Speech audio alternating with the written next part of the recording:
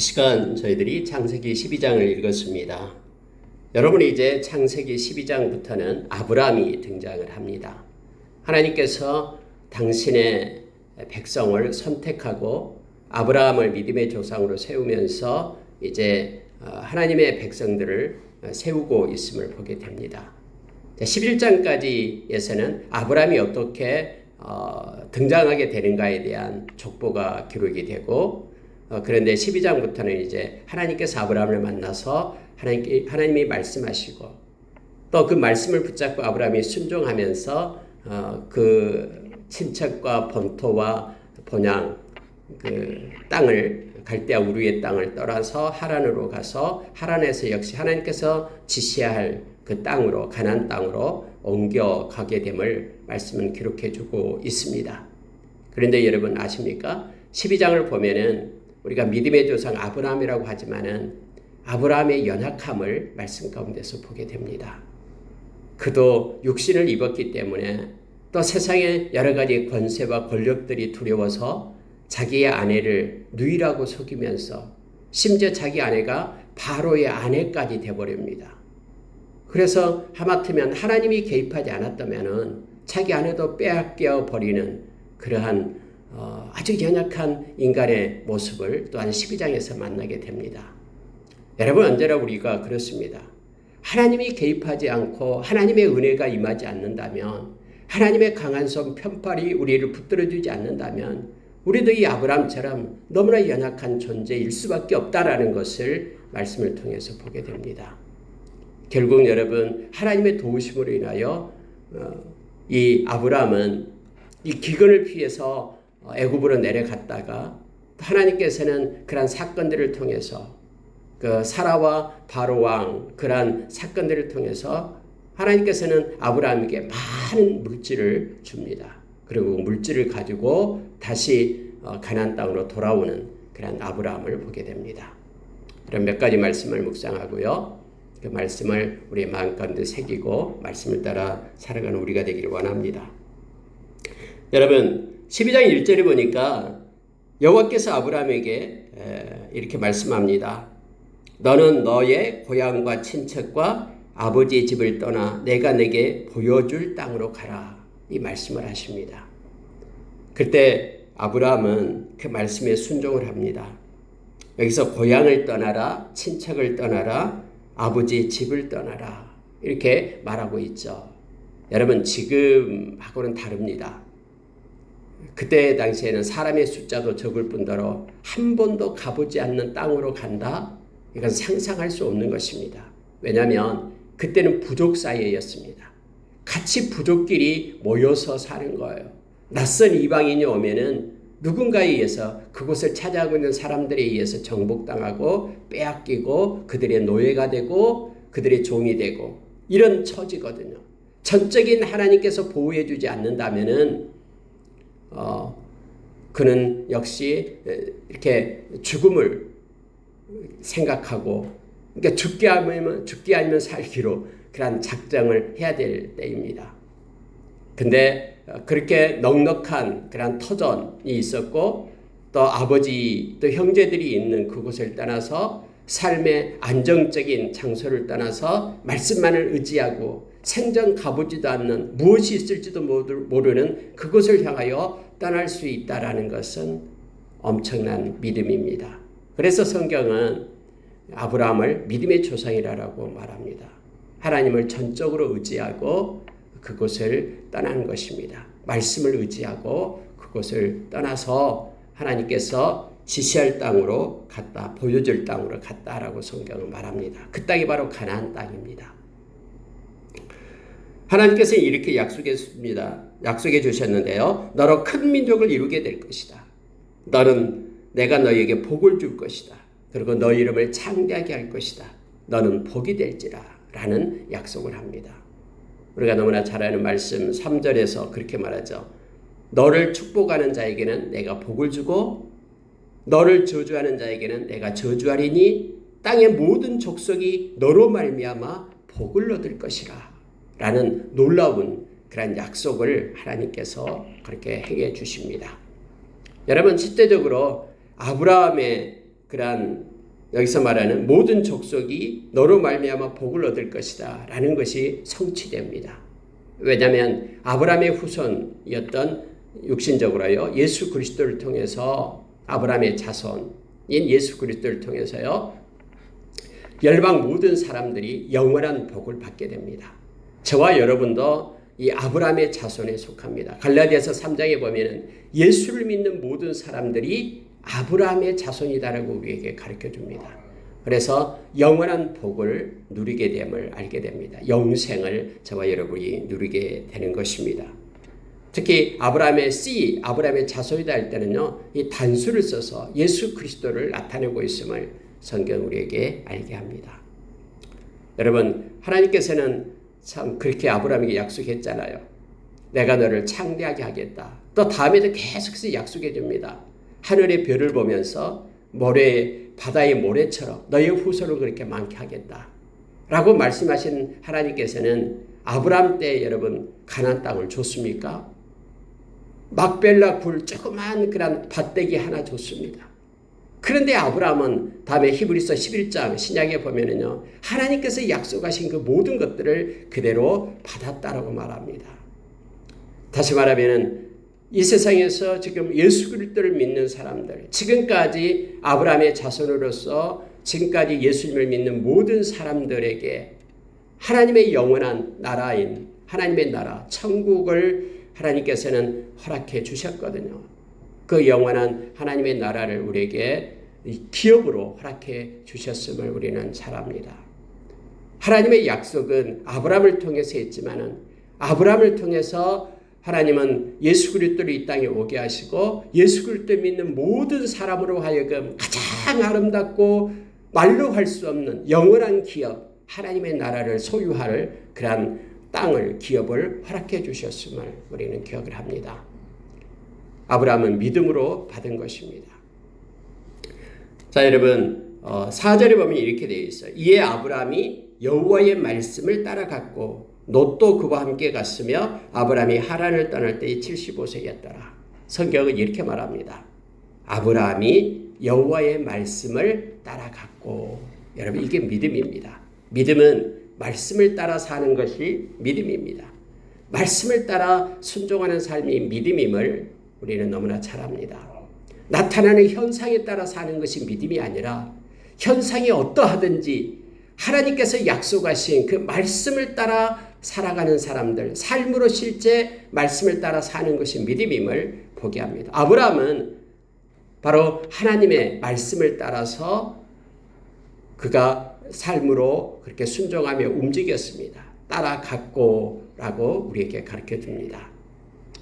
요한복음 3장 36절에서 믿음을 얘기할 때에 순종하는 것이 믿음임을 우리로 하여금 알게 합니다.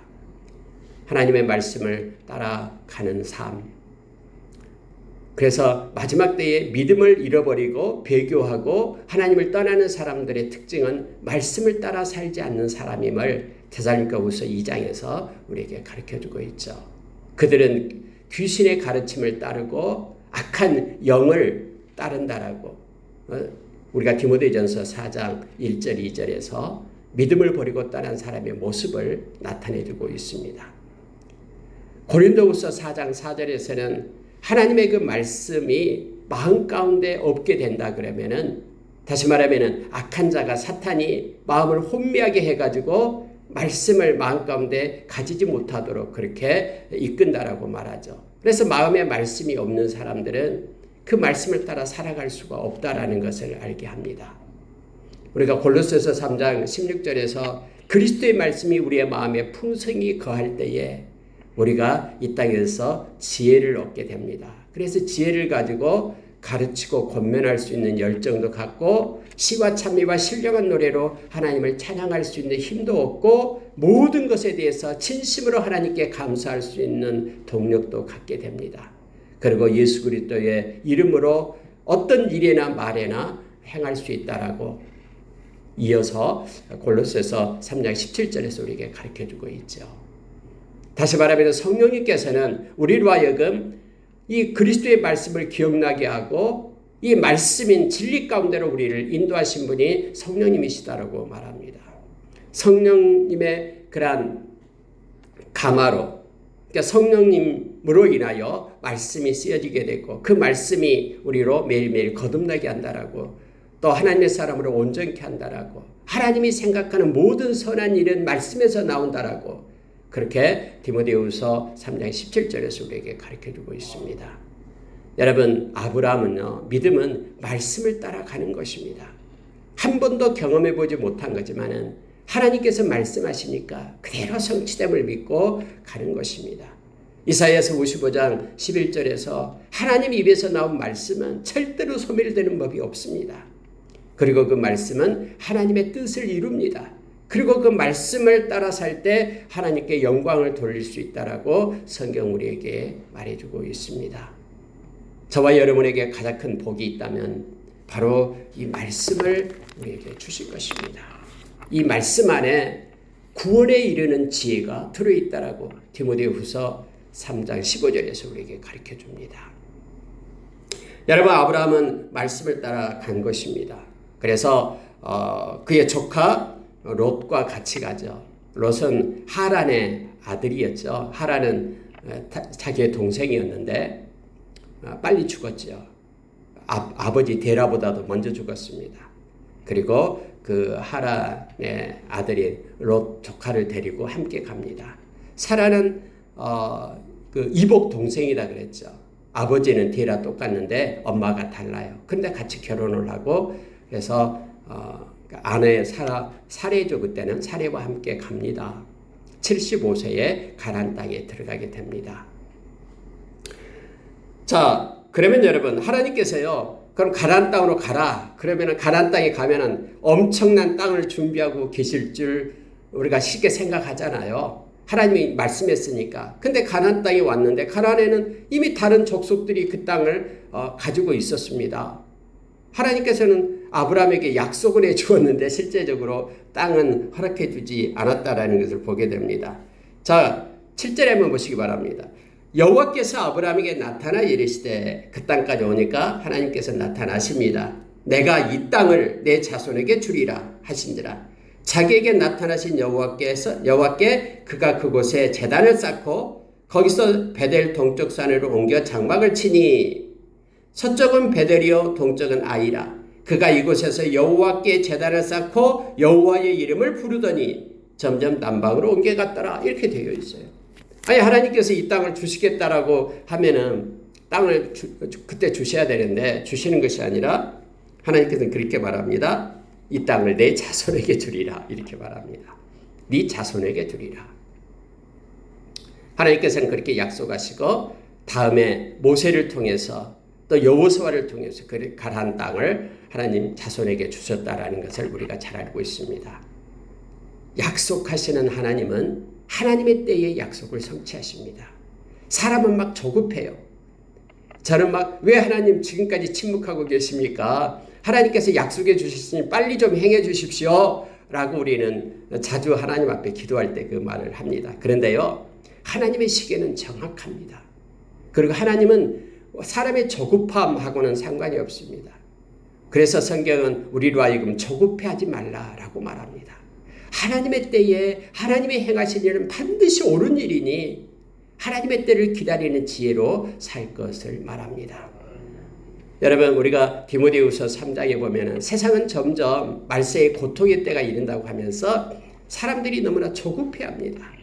그래서 배반하고 팔고 서로 조급하고 이런 일들이 나타나게 된다고 말합니다. 그냥 인내하면서 하나님의 때를 기다리지 못한 거예요. 하나님의 때에 기다려야지만이 그것이 가장 좋은 시각이고 정확한 시간인데 하나님은 다 알고 계시기 때문에, 그런데 그것을 기다리지 못하고 조급해하면서 불평하고 하나님께 원망하고 막 그런 모습들을 우리가 보게 됩니다. 하나님께서는 아브라함에게 그 땅을 주겠다라고 약속하고 네 자손에게 주겠다라고 약속하고, 그로 인하여 다음에 한 600년이 지난 다음에 그 땅을 허락해 주시는 것을 알게 됩니다. 하나님의 말씀은 없어지는 것이 아니에요. 하나님의 때에 반드시 성취됩니다. 에레미야서 33장 2절에 보면은 일을 행하시는 여호와, 만들어 성취하시는 여호와가 말한다. 그렇게 말씀하시죠. 하나님은 모든 것에 하나님의 섭리 가운데 경륜 가운데 이끄시고 있다라는 것을 기억하면서 우리가 하나님 앞에 나와서 기도할 때에 하나님의 때를 기다리는 기도를 이 오래 참음의 열매를 가지고 행하는 자 되기를 원합니다. 예수님께서도 누가복음 11장에서 내가 너희가 항상 기도해야 될 것을 너희들에게 가르쳐 준다고 하면서 불의한 재판관과 가부의 기도에 대해서 가부의 요청에 대해서 그 기도로 말씀해 주고 있잖아요. 맨날 가서 해달라고 그렇게 항상 기도해라. 그러면은 어느 때에 하나님께서 정한 그때에 그 재판관이 너의 소원을 풀어주게 될 것이다. 그런데 예수님께서는 그렇게 말씀하세요. 그러나 믿음을 보겠느냐. 다시 말하면 믿음이 없어서 끝까지 기도 못한다라는 거예요. 하나님께서 하나님의 때가 될 때까지 우리가 하나님을 의지하면서 하나님께 소원을 아뢰고 끝까지 항상 기도할 것을 우리에게 이렇게 요청해 주고 있는 것이죠. 기도하는 자는 포기하지 않습니다. 우리 인생 끝날 때까지 포기하지 않습니다. 누군가를 위하여 기도할 때 그 사람이 예를 들어서 예수 믿게 해달라고 기도한다 그러면은 우리는 그 기도를 포기하지 않습니다. 조금 기도하고 몇 년 기도하고 아니라 하나님 앞에 끝까지 기도하는 거예요. 언제 때까지? 그가 생명을 다할 때까지, 아니면 우리의 생명을 다할 때까지. 그렇게 끝까지 기도할 수 있는 것은 믿음에서 난다라고 말합니다. 하나님만이 하실 수 있다라는 것을 믿기 때문에 우리는 하나님 앞에 기도하는 것입니다. 여러분, 아브라함에게 하나님께서 나타나셔서 이 땅을 너 자손에게 주리라 라고 약속을 합니다. 아브라함 너무 기뻤어요. 하나님의 약속이 있기 때문에 기쁜 거예요. 지금 그 땅을 나에게 주지 않았지만은 아브라함이 기뻐서 하나님 앞에 제단을 쌓잖아요. 그곳에 하나님 앞에 예배를 드리기 시작한 거예요. 제단을 쌓으면서 여호와의 이름을 불렀다. 하나님의 이름을 높이고 찬양하고 하나님께 예배했다라는 뜻이에요. 여호와의 이름을 불렀다라는 것은 하나님께 예배하는 자가 되었다라고 말합니다. 여호와의 이름을 부르는 자는 구원을 얻는다라고 성경은 우리에게 약속해 주고 있습니다.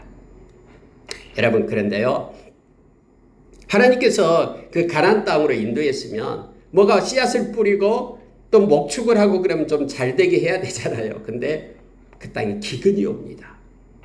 먹고 살 수가 없는 거예요. 그래서 아브라함이 그 식솔들을 데리고 풍부한 그런 기름진 땅에 있는 이집트로, 애굽으로 내려가잖아요. 애굽의 나일강 그 유역에는 이게 물이 범람하니까 물이 있어가지고 곡식이 잘 되는 거예요. 그래서 그때 그 근동각처에 있는 사람들이 기근이 들 때는 언제나 애굽으로 내려가는 거예요. 애굽에 내려가서 먹을 것을 얻기 위해서. 다음에 여러분, 야곱도 애굽으로 그렇게 내려가잖아요. 요셉을 먼저 보내고요. 또 이삭도 실은 애굽으로 내려가려고 그랬어요. 근데 하나님께서 이삭아 너는 내려가지 말라 하니까 안 내려갔잖아요. 그래서 그 땅에서 이렇게 파종을 하고 100배의 그런 결실을 맺게 되잖아요. 이삭이 그런 체험을 하게 되죠. 하나님께서는 가나안 땅으로 가라 그러면 그 땅에서 뭐 곡식이 잘 되게 한다든지 양떼들이 막 늘어나게 한다든지 해야 되잖아요. 그런데 그 땅에 기근이 오는 거예요. 그래서 아브라함은 식소를 데리고요, 애굽 땅으로 내려갑니다. 여러분, 하나님께서는 말씀으로 약속하시고 때로는 그 말씀을 끝까지 순종하는지 상황을 통해서 우리를 보십니다. 다음에 여러분, 아브라함을 또 이삭을 주고 이삭을 모리아산에서 바치라라고 그렇게 테스트를 하잖아요. 그리고 복을 주잖아요. 근데 여러분 보십시오. 이제 애굽으로 내려갔는데 하나의 사건이 터지게 됩니다. 아브라함이 그렇게 말하는 거예요. 사라한테 13절에서 원하건대 그대는 나의 누이라 하라. 그러면 내가 그대로 말미암아 안전하고 내 목숨이 그대로 말미암아 보존되리라 하니라. 약속을 하는 거예요. 아마 사례가 굉장히 아름다운 여인이었는 것 같아요. 지금 75세에 출발했기 때문에 아브라함 나이가 76세, 7세 됐겠죠. 80까지 된지 그 정확한 나이는 안 나오니까. 그럼 사례는 10살이 적었으니까 이때 65세 이상이 됩니다만은 어쨌든 여자가 아름다웠습니다. 그런데 이제 문제는 뭐냐면은 남편이다 그러면 남편을 죽여버리고 아내를 갖다 빼앗아가지고 자기 아내를 삼는 그때 당시 풍속이 있었습니다. 요즘 같으면 이거 말이 안 되잖아요. 근데 그때 당시에는요, 이렇게 이방인들이 들어오면은 이방인 여인이 예쁘면은 그 남편을 갖다가 그냥 죽여버려요. 그리고 그 여인을 갖다 취해가지고 자기 아내로 삼는 그런 풍속들이 그때 당시 만연해 있었어요. 그래서 그때 당시에 어떤 이러한 관습을 모르면은 참 아브라함도 참 너무 째째하다. 어떻게 자기 아내를 갖다가 이렇게 누이라고 하면서 자기 살기 위해서 이러냐 이렇게 생각할 수가 있는데 그때 당시 상황을 좀 알게 되면 조금은 이해가 됩니다만 그때 너무나 우리가 실망한 거예요. 왜냐하면은 그가 믿음의 사람이고 하나님께서 그렇게 함께함을 알고 있으면서도 하나님께 맡기고 의지해야 되는데 하나님께 맡기지 않고 나타나는 현상에 그가 굴복하고 만 것입니다. 이렇게 약한 인간의 모습을 여기에서 우리가 볼 수가 있습니다. 그때 당시 그 중동 근처 그때 당시 그 지역에서는 이렇게 악한 이렇게 풍속이 있었어요. 악한 그런 풍습이 있어서 여행자들이 올 때에 여행자들을 죽입니다. 그리고 그 아내를 취하고 재물을 빼앗는 그런 일들이 있었습니다. 그래서 이 아브라함이 이걸 풍습을 알고 있거든요. 세상의 풍조를 알고 있거든요. 그래서 미리 당신이 나를 누이라고 하면은 나를 죽이지 않을 거다라는 거예요. 아내라 그러면 나를 죽이고 빼앗아갈 텐데 그래서 약속을 그렇게 합니다. 이제부터 누이라고 해라. 그렇게 하고 갔는데 아니라 다를까 애굽에 들어가자마자 사람들이 그 사례를 보면서 막 칭찬하기 시작했다라고 성경이 말하고 있잖아요. 자, 여러분 이렇게 보고 있습니다. 심히 아름다움을 보았고 아마 사례가 굉장히 아름다웠던 것 같아요. 그래서 바로의 고관들도 바로 앞에서 칭찬했다. 그때 당시 여러분 최고의 권력자가 바로잖아. 바로가 최고의 권력자입니다. 바로 앞에서 막 저 아브라함이라는 사람이 가나안에서 왔는데 그 동생이 너무너무 아름답다라고 막 칭찬하는 거예요. 나이가 65세가 넘었는데도 그렇게 아름답다라고 막 칭찬합니다. 그러니까 바로가 성경에 보니까는 그 여인을 바로의 궁으로 이끌어들인지라. 그때 당시 최고의 권력자는 아무나 다 취할 수가 있잖아요. 그러한 힘이 있잖아요. 물론 여러분 아브라함뿐만이 아니에요. 다음에 아브라함과 함께 했던 그런 가족들이 있잖아요. 롯도 있고 또 같이 가족 식구들이 있는데 한 300명 이상이 됐을 거라고 말하고 있습니다. 근데 만약에 이 아내라 해가지고 많은 사람들이 자기를 갖다 죽여버리면 자기뿐만 아니라 그 식솔들 약 300명 이상의 사람들이 다 죽음을 당하게 되잖아요. 그래서 이러한 관계 속에서 아마 아내한테 이렇게 인간적인 모습을 보이면서 그렇게 누이라고 하라 했어요. 여러분 바로가 이 사례를 데리고 와서요. 성경이 이렇게 말하고 있어요. 자 19절 보니까요. 네가 어찌 그를 누이라 하여 내가 그를 데려다가 아내를 삼게 하였느냐. 이미 결혼했어요. 바로가 사례를 데려다가 아내를 이미 삼았어요. 아내를 삼을까 했다라가 아니에요. 이미 아내를 삼았습니다. 거기까지 간 거예요. 아내를 삼았는데 하나님께서 간섭을 하셨죠. 어떤 방법으로든 다음에 또 한 번 나타나는데 아비멜렉이 또 데리고 가서 이런 일이 있었는데요.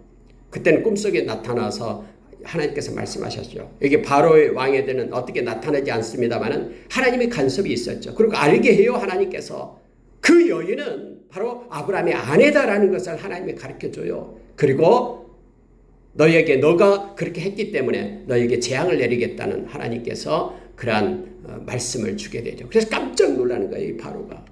여러분 보십시오.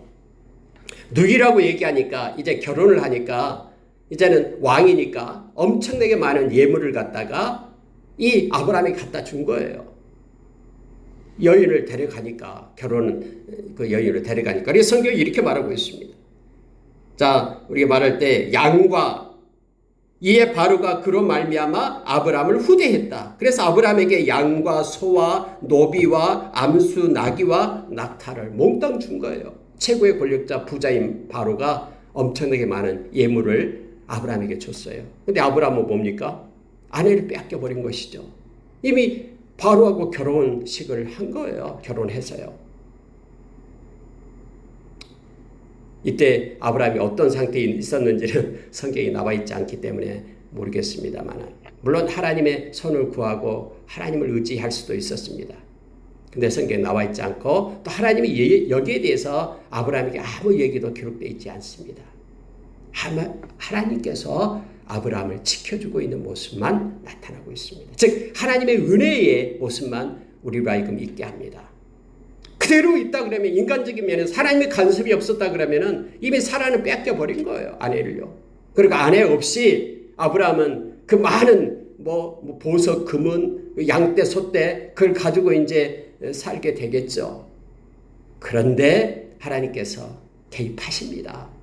왜냐하면 하나님께서는 이미 정하셨기 때문에 하나님께서는 그 아브라함과 사라를 통해서 하나님의 그런 자녀들이 하나님의 백성들이 믿음의 권속들이 세워질 것을 하나님이 이미 정하셨기 때문에 아무리 사람이 어떤 환경과 여건이 그렇게 끌고 간다고 해도 하나님의 그 계획을 막을 수가 없습니다.